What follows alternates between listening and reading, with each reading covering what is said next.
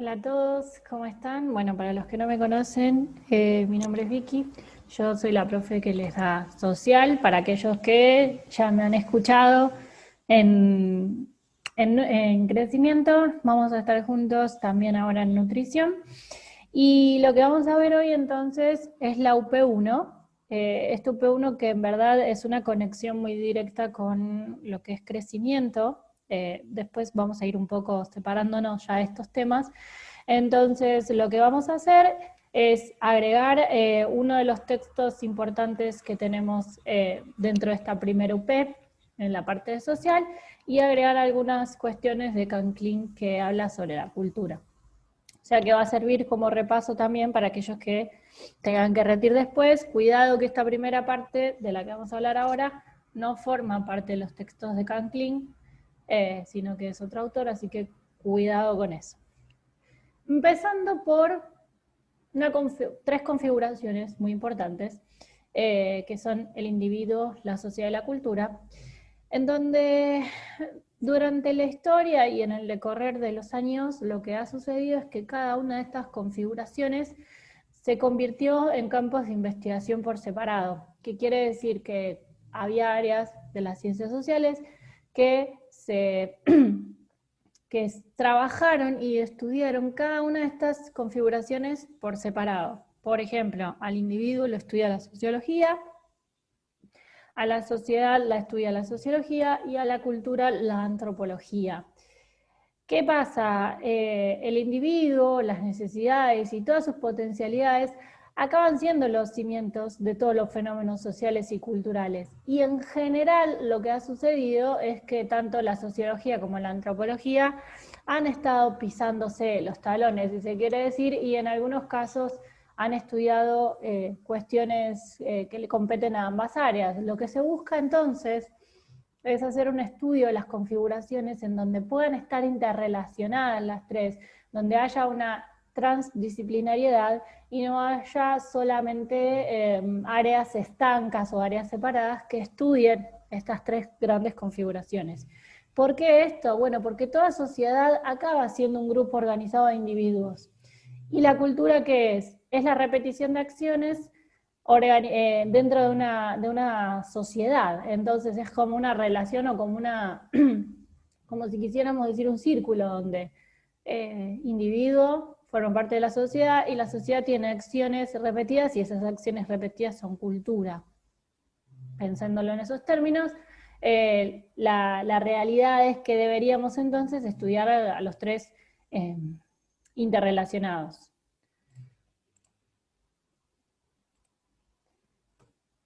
Los individuos. Partiendo de la configuración del individuo, es cierto que podríamos decir que tenemos diferentes tipos de necesidades y que históricamente se les ha llamado a las necesidades primarias como fisiológicas, ¿sí? El hecho de las necesidades de comer, de dormir, de alimentarse, y necesidades secundarias que se les ha llamado psíquicas.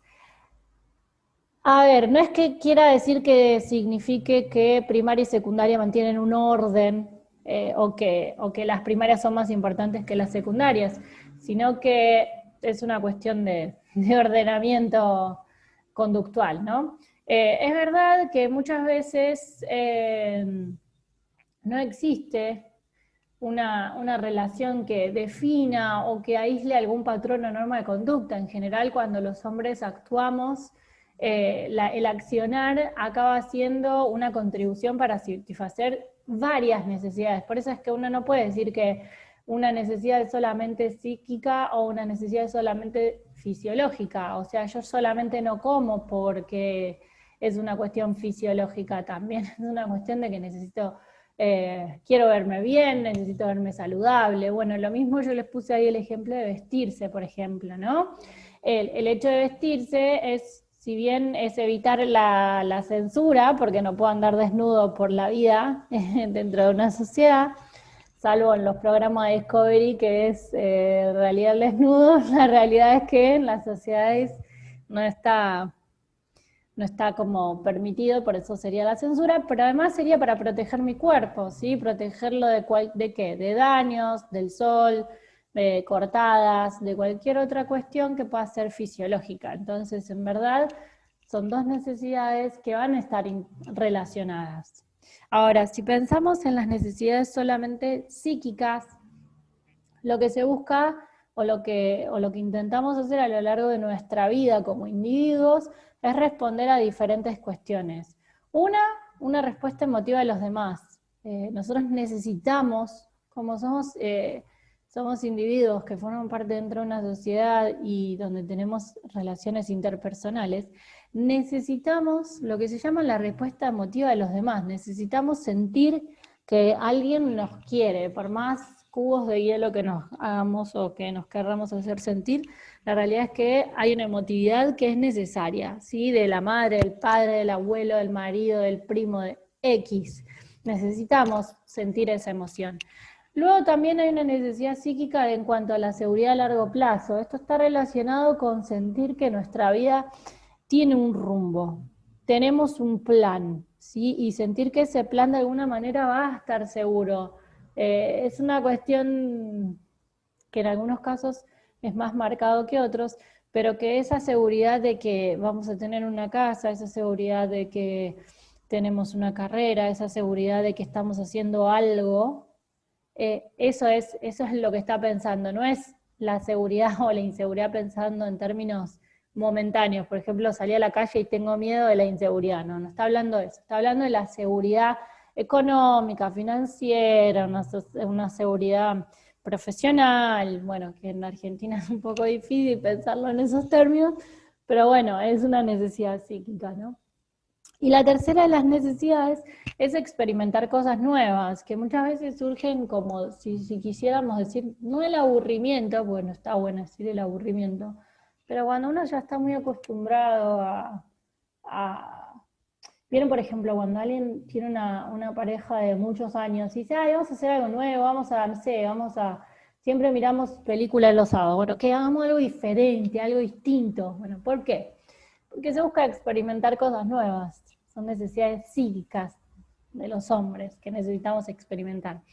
Está claro que las conductas de alguna manera podrían ser suficientes para satisfacer cualquier tipo de necesidades, siempre que se organicen dentro de una relación con el medio en que los individuos están. O sea, ¿esto qué quiere decir? Que la conducta de los individuos está determinada por su propia experiencia, por la experiencia individual, pero que esa experiencia individual siempre va a determinarse o va a venir como consecuencia del medio ambiente en el que vive. Entonces es indispensable que los hombres, que los individuos, cuando hablo de hombres estoy hablando del género, del individuo en general, no estoy hablando del género masculino, ¿sí? Estoy hablando del género ser humano. Entonces, es importante que los individuos conozcan y sepan que están dentro de un medio ambiente y que ese medio ambiente tiene condiciones. ¿Por qué? Porque si yo quiero solventar mis necesidades, pero no conozco el medio ambiente, está claro que en algún momento me voy a sentir insatisfecho, porque tal vez el medio ambiente en el cual estoy no permite satisfacer esas necesidades, ¿no? Entonces, es importante que se pueda distinguir o que sepamos que tenemos un medio ambiente natural, que es en el cual nosotros convivimos y desarrollamos nuestra vida, y que también está el medio ambiente humano. Y ese medio ambiente humano es un grupo organizado de otros individuos, o sea, de una sociedad, con una manera de vivir, o sea, una cultura. Entonces, es importante que entendamos que el individuo está dentro, entonces, de un medio ambiente natural, medio donde está inserido el individuo, y medio ambiente social o humano, donde se interrelaciona con los otros individuos. ¿Sí? Acá hay una acción muy recíproca, si se quiere, entre lo que es el individuo y los fenómenos que originan las conductas. ¿Sí? ¿Por qué? Porque tiene que haber un diálogo, es como una retroalimentación. Yo, individuo, tengo una necesidad, quiero hacer una acción, tengo una conducta. La conducta necesita del individuo para que sea realizada, ¿no? la vida social, o esta vida que nosotros llevamos dentro de una sociedad, es lo que nos puede llegar a distinguir, junto con la razón, de los otros seres vivos y otros grupos de sociedades, que ustedes ya van a ver el año que viene en Ser Humano, porque van a ver otros grupos sociales o otras sociedades, vamos a decir, ¿sí? Como los insectos, los parásitos, comunidades que viven dentro de lo que son los medio ambientes. Pero la vida social es lo que nos distingue de los otros seres, ¿no? Y en alguna manera, por eso, por ejemplo, cuando estamos ahora que en esta cuarentena nos ha pasado, a mucha gente le ha pasado, el aislamiento, o por ejemplo en el caso de los que han dado positivos de COVID, por ejemplo, ¿qué ha sucedido? Que han tenido que estar aislados y no han tenido contacto físico, personal, con nadie, ¿no? Con los individuos. Bueno, los primeros días, ¿qué empiezan a sentir? Y empezaron a sentir como nerviosismo, como una forma de angustia. ¿Por qué? Porque el individuo por naturaleza está acostumbrado a estar dentro de una sociedad. Por más ermitaño que una persona pueda sentirse o no le guste estar con mucha gente, la realidad es que el individuo necesita el contacto con otros individuos. Por eso, y eso es una de las cuestiones que nos distingue junto con la racionalidad de los otros seres. Son muchas las posibilidades que tienen que ver con la variación de las conductas individuales, porque hay tantas conductas individuales como individuos hay. ¿Por qué? ¿Por qué es importante esto? Bueno, porque por ejemplo, ante una situación, ante una determinada situación, cada individuo reacciona de determinada forma. ¿No? Esto que nosotros decimos, yo si hubiese sido vos, hubiese hecho tal cosa. O si a mí me hubiese pasado eso, hubiese reaccionado de tal forma. Bueno, justamente, ¿por qué? Porque somos individuos diferentes y cada uno tiene conductas individuales particulares.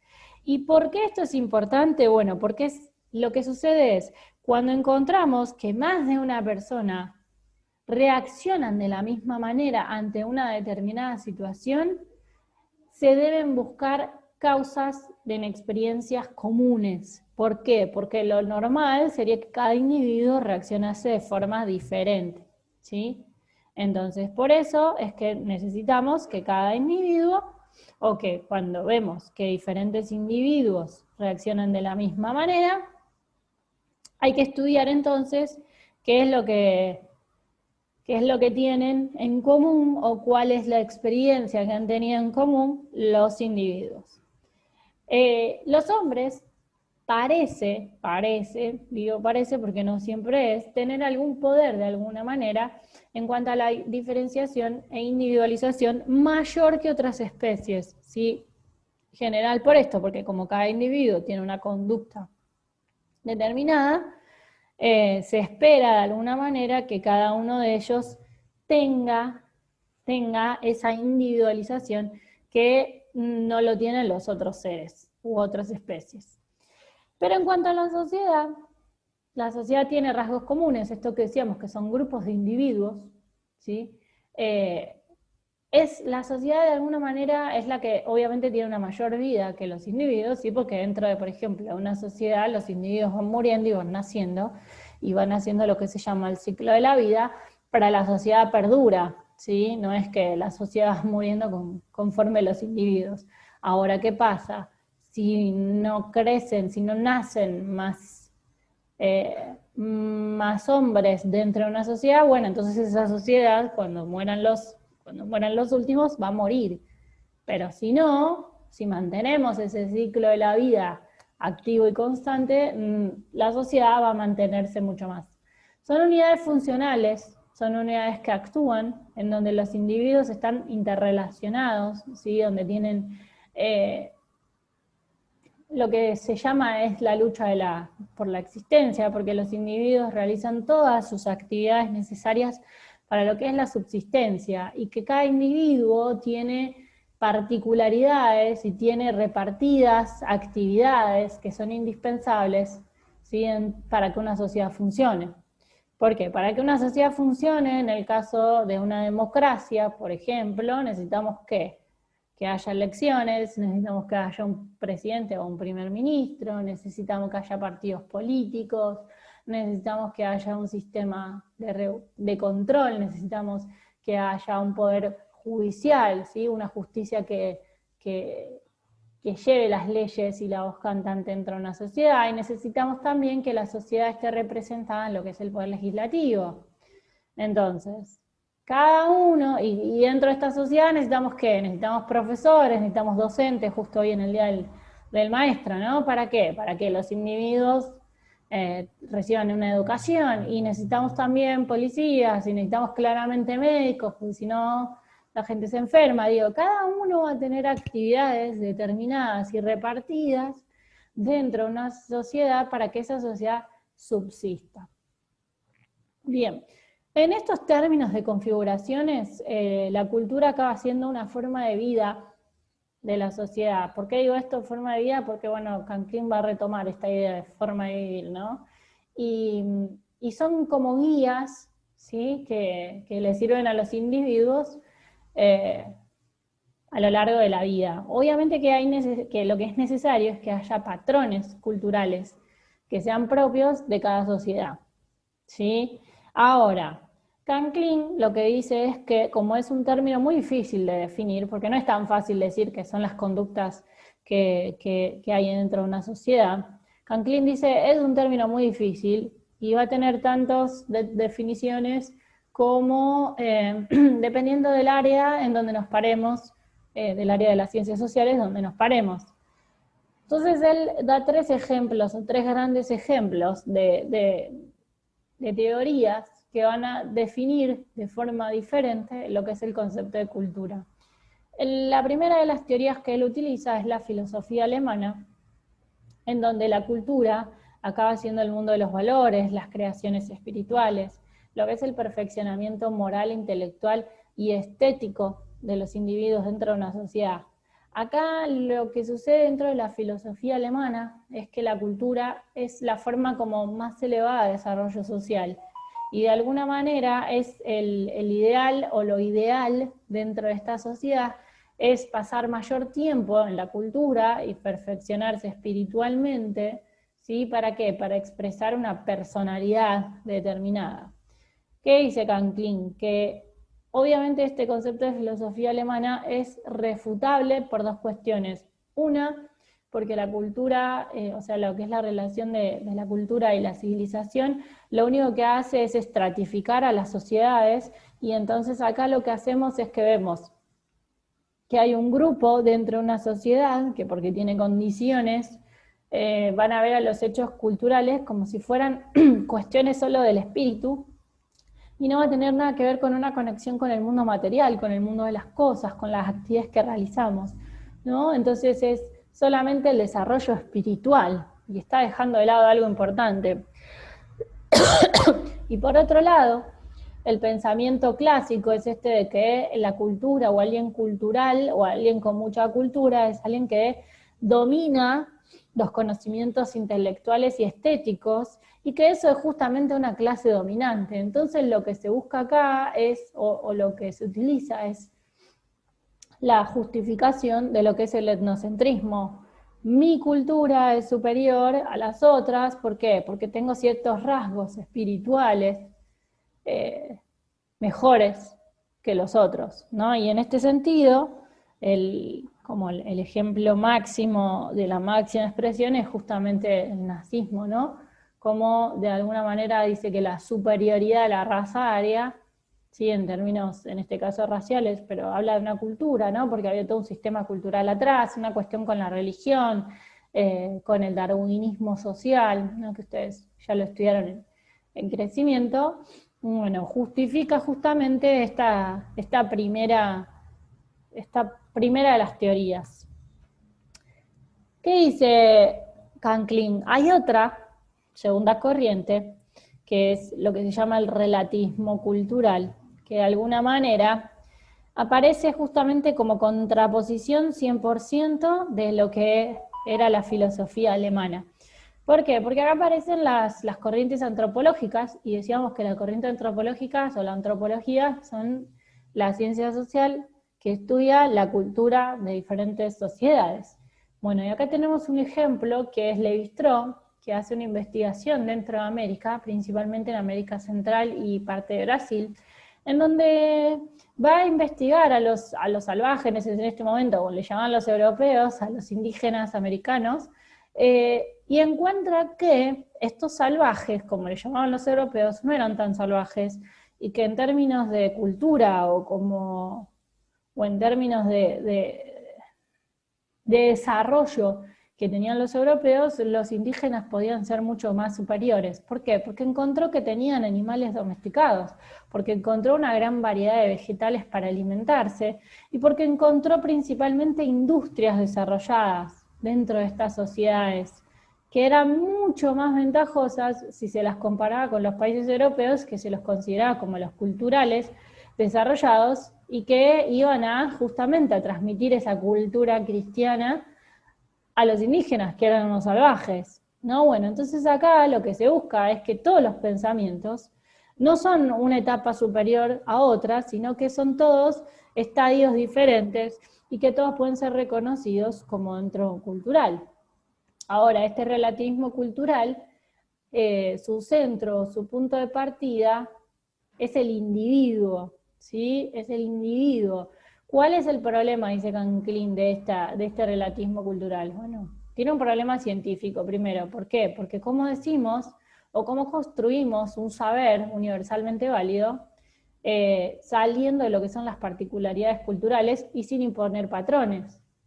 Porque culturalmente imponemos patrones, ¿no? Entonces, ¿cómo hacemos para que todas las culturas sean consideradas iguales? Siendo que, por ejemplo, siempre decimos que la cultura occidental acaba siendo la que se impone por sobre la oriental de alguna manera, ¿no? Bueno, entonces, esa es una de las cuestiones. Y la otra es, en un mundo en donde estamos conectados, si piensen que Canclin escribió este texto a fines de los años 90, entonces estábamos en pleno desarrollo de lo que es la globalización, ¿sí?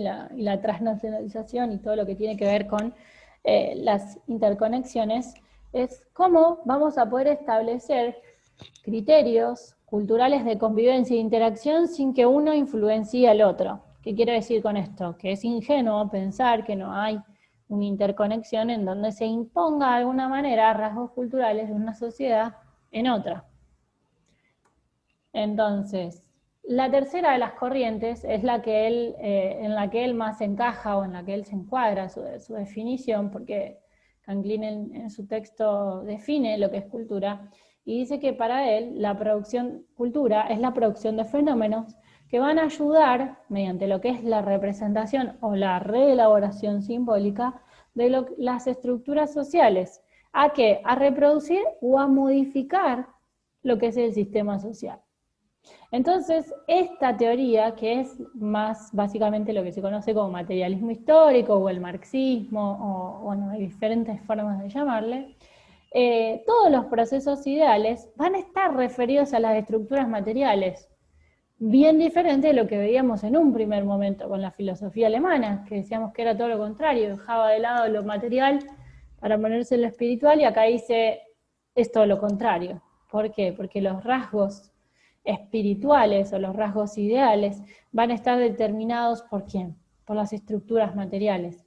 Porque la cultura no va a representar a una sociedad en general, sino que reelabora las estructuras sociales e imagina nuevas, dice Canclin, ¿no? Entonces, en esta estructura y superestructura que Marx hace, ¿no? La estructura son las organizaciones económicas de la sociedad y las superestructuras son las instituciones que gobiernan, lo económico y lo cultural van a ser algo relacionado o interrelacionado. ¿Por qué? Y porque no es lo mismo si yo tengo, por ejemplo, como yo siempre doy el ejemplo, ¿no? De voy a un concierto o voy a una fiesta.